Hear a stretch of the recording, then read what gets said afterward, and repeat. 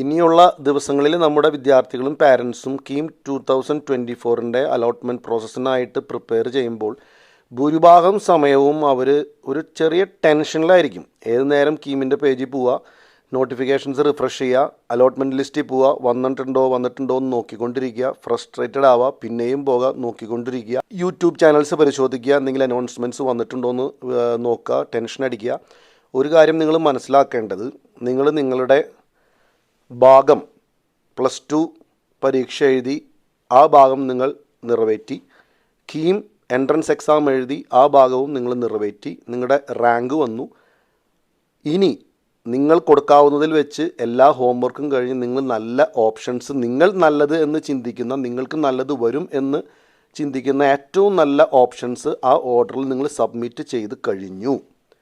ഇനി നിങ്ങൾ ഒരു ടെൻഷനും ഇതിൻ്റെ പിറകെ നിന്ന് അടിക്കേണ്ടതായിട്ട് യാതൊരു കാര്യമില്ല. നമ്മൾ വളരെ വർഷങ്ങളായിട്ട് വിദ്യാർത്ഥികളെയും പാരൻസിനെയും കാണുന്നതാണ്. നമ്മൾ ഈ ഒരു എന്താ പറയുക, ഒരു ആകാംക്ഷയോട് കൂടി ഇരിക്കുക എന്നുള്ളതൊരു ചിലപ്പോൾ ചിലർക്കൊരു നല്ല ഫീലായിരിക്കാം, ചിലർക്കൊരു നല്ല ഫീലായിരിക്കണമെന്നില്ല. പക്ഷെ ഞാൻ പറഞ്ഞു വരുന്ന പോയിൻ്റ്, നിങ്ങളുടെ ശ്രദ്ധ ഇനി അയ്യോ ഞാൻ ഈ കൊടുത്തിരിക്കുന്ന ഈ ഓപ്ഷൻ എനിക്ക് കിട്ടുമോ, അത് കിട്ടിയില്ലെങ്കിൽ എൻ്റെ ജീവിതം ആകെ താറുമാറാകുമോ, അതല്ലെങ്കിൽ അത് കിട്ടിക്കഴിഞ്ഞാൽ എൻ്റെ ജീവിതം ആകെ മാറിമറിഞ്ഞ് ഞാനൊരു കോടീശ്വരനാകുമോ, അങ്ങനെ ഒന്നുമല്ല നിങ്ങളുടെ എഫർട്ടും നിങ്ങളുടെ ചിന്തകളും ഇപ്പോൾ വേണ്ടത്. നിങ്ങൾ ചിന്തിക്കേണ്ടത്, നിങ്ങൾ ഫൈനലൈസ് ചെയ്തിരിക്കുന്ന കോഴ്സ്, അതിന് വേണ്ടിയിട്ടുള്ള പ്രിപ്പറേഷൻ, ആ കോഴ്സുകളിൽ നിങ്ങൾക്ക് ചെയ്യാൻ പറ്റുന്ന കാര്യങ്ങൾ, നിങ്ങൾ ആക്ച്വലി ചെയ്യേണ്ടത് ഇപ്പോൾ നമ്മുടെ KTUവിൻ്റെ ഫസ്റ്റ് ഇയർ സിലബസിൻ്റെ കാര്യങ്ങളൊക്കെ നോക്കുക. പിന്നെ നിങ്ങളുടെ ഇഷ്ടവിഷയം ഉള്ള ഏത് സബ്ജക്റ്റാണോ നിങ്ങൾ കൊടുത്തിരിക്കുന്ന ആ സബ്ജക്റ്റിൻ്റെ സിലബസ് KTU വെബ്സൈറ്റിൽ പോയിട്ട് ആ സിലബസൊക്കെ ഒന്ന് തപ്പിപ്പിടിക്കുക. ഇൻറ്റേൺഷിപ്പിൻ്റെ ടൈമിൻ്റെ എപ്പോഴായിരിക്കും, എത്തരത്തിലുള്ള ഇൻറ്റേൺഷിപ്പുകളൊക്കെ കിട്ടാനാണ് സാധ്യത, അങ്ങനെ നിങ്ങൾ ഒരു ജോലിയിലേക്ക് പ്രവേശിക്കാനുള്ള നിങ്ങളുടെ സ്കില്ലിനെ എങ്ങനെ അപ്ഡേറ്റ് ചെയ്യാമെന്നുള്ള നല്ല ചിന്തകളിലാണ് ഈ ദിവസങ്ങളിൽ നമ്മളായിരിക്കേണ്ടത്. മനസ്സിലായത്? അതല്ലാതെ പല കുട്ടികളുടെയും ടെൻഷനാണ്, എനിക്കിത് കിട്ടോ, ഇത് കിട്ടില്ലെങ്കിൽ അയ്യോ അത് കിട്ടോ. നമ്മൾ ഒരിക്കലും ആ ഡയറക്ഷനിലേക്ക് പോകരുത്. കാരണം പഠിക്കുന്ന കോളേജ് യെസ് അതൊരു പരിധി വരെ, അല്ലെങ്കിൽ ഒരു അതിനൊരു റോളുണ്ട്, ഇല്ലയെന്ന് ഞാൻ പറയുന്നില്ല. പക്ഷെ എത്രയോ നല്ല ലീഡേഴ്സ് ഇൻഡസ്ട്രിയിലുണ്ട്. അവരൊന്നും NITയിലും IITയിലും CETയിലും GECയിലും TKMലും ഒന്നും പഠിച്ച് പാസ്സായിക്കൊള്ളണമെന്നൊന്നുമില്ല. സാധാരണ കോളേജുകളിൽ പഠിച്ച് ആ പാഷൻ അവർ മുന്നോട്ട് കൊണ്ടുപോയി അടിപൊളി കരിയർ ഡെവലപ്പ് ചെയ്ത ഒരുപാട് ലീഡേഴ്സിനെ നമുക്ക് നമ്മുടെ ചുറ്റിലും നോക്കിയാൽ, നിങ്ങൾ വെറുതെ ഗൂഗിൾ ചെയ്താൽ അറിയാം, ഒരുപാട് എക്സാമ്പിൾസ് നമ്മുടെ ചുറ്റിലുണ്ട്.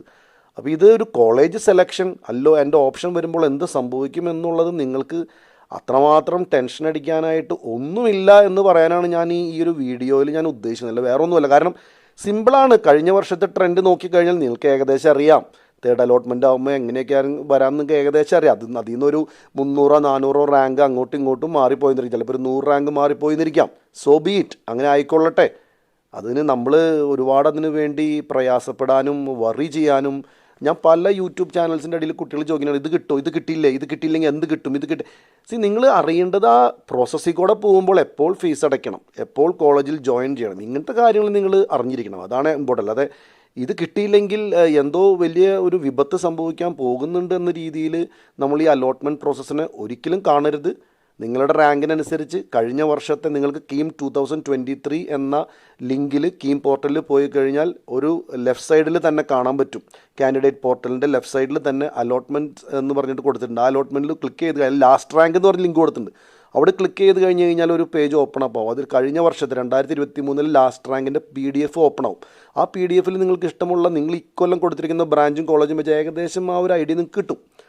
അപ്പോൾ അത് നിങ്ങൾ ജസ്റ്റ് നോക്കി വെക്കുക, അത്രേ ഉള്ളൂ. അതിനകത്ത് കൂടുതൽ വറി ചെയ്യേണ്ട ഒരു കാര്യമില്ല കേട്ടോ. ഞാൻ പറയുന്നത്, നിങ്ങളുടെ കരിയർ പ്ലാനിങ്ങിൽ, നിങ്ങളുടെ ജോലി സാധ്യതകളിലേക്കുള്ള സ്കിൽ ഡെവലപ്പ് ചെയ്യാനുള്ള കാര്യങ്ങളും സർട്ടിഫിക്കേഷൻസ് ഏതൊക്കെ എടുക്കണം, നിങ്ങൾ എന്തൊക്കെ ഇൻറ്റേൺഷിപ്പുകൾ നിങ്ങൾക്ക് ടാർഗറ്റ് ചെയ്യണം, ഇതിനെ പറ്റിയിട്ടൊക്കെ നിങ്ങൾ ചിന്തിക്കേണ്ട സമയമാണ് ഇനി വരുന്ന കാലഘട്ടം. അല്ലാതെ എനിക്ക് ഈ കോളേജ് കിട്ടിയപ്പോൾ ഈശ്വര മറ്റവന് ആ കോളേജ് കിട്ടി, അല്ലെങ്കിൽ ഇവൾക്ക് ഈ കോളേജ് കിട്ടിയല്ലോ, ഞാനിവിടെ പെട്ടുപോയല്ലോ, നോ.